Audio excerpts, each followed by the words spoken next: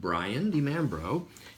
This charming and scarce early American guidebook is entitled View of the Valley of the Mississippi, or The Emigrants and Travelers Guide to the West. It's published 1834 by Tanner. This map here was engraved by Knight. It's got original hand color. This guidebook has 14 maps in total in it. This second edition here has improvements over the first, so it is in some ways even preferable.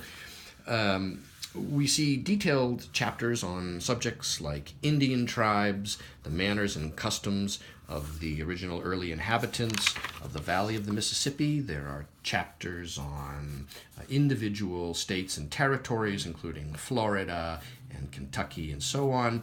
There's even a chapter about religion. There's steamboat routes. There's hints to travelers. And the maps are all printed on a bond paper, which is very sturdy.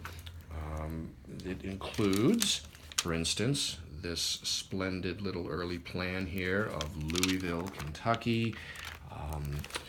The maps do display, oh, that's a nice map right there, of Michigan. There's some browning at the bottom of the maps due to the acidity in the paper over the past almost 180, 90 years. Here's a city plan of Cincinnati with a key down the left side.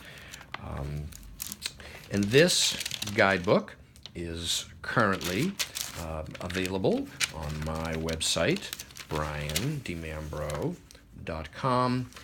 Thanks for watching. If you subscribe, we're making videos every day and uploading them. So talk to you soon.